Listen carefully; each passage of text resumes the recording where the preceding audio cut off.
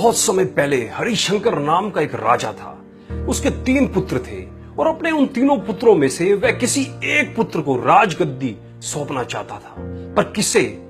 राजा ने एक तरकीब निकाली और उसने तीनों पुत्रों को बुलाकर कहा, अगर तुम्हारे सामने कोई अपराधी खड़ा हो तो तुम उसे क्या सजा दोगे? पहले राजकुमार ने कहा कि अपराधी को मौत की सजा दी जाए, तो दूसरे ने कहा कि अपराधी को काल कोठरी में बंद कर दिया जाए। तभी तीसरे राजकुमार की बारी थी, तो उसने कहा कि पिताजी, सबसे पहले ये देख लिया जाए कि उसने गलती की भी है या नहीं। इसके बाद उस राजकुमार ने एक कहानी सुनाई। किसी राज्य में एक राजा हुआ करता था। उसके पास एक सुंदर सा तोता था। वह तोता बड़ा बुद्धिमान था।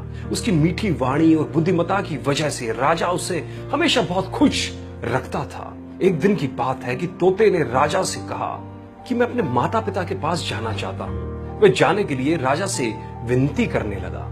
तब राजा ने उससे कहा कि ठीक है, पर तुम्हें 5 दिन में वापस आना होगा। वह तोता जंगल की ओर उड़ चला, अपने माता पिता से जंगल में मिला और खूब खुश हुआ। ठीक 5 दिनों के बाद जब वह वापस राजा के पास जा रहा था, तब उसने एक सुंदर सा उपहार राजा के लिए ले जाने का सोचा। वह राजा के लिए अमृत फल ले जाना चाहता था। जब वह अमृत फल के लिए पर्वत पर पहुंचा, तब तक रात हो चुकी थी। उसने फल को तोड़ा और रात वहीं गुजारने का सोचा। वह सो रहा था कि तभी एक सांप आया और उस फल को खाना शुरू कर दिया। सांप के जहर से वह फल भी विषाक्त हो चुका था।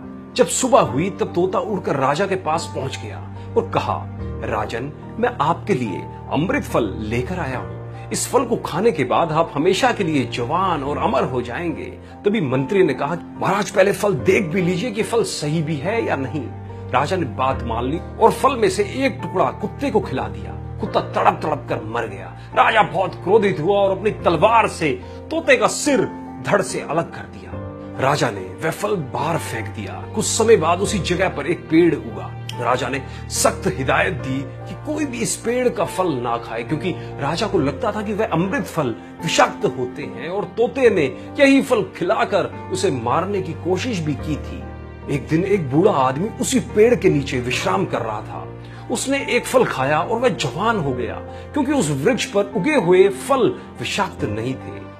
जब इस बात का पता राजा को चला तो उसे बहुत ही पछतावा हुआ।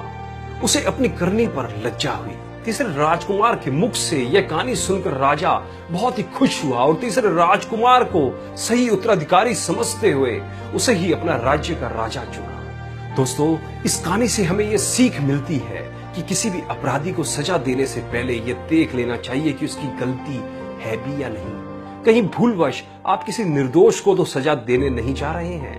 दोस्तों, अगर इस कहानी ने आपके दिल को छुआ हो तो इसे लाइक, कमेंट और शेयर जरूर करें और हमारे YouTube चैनल को आज ही सब्सक्राइब करें। धन्यवाद।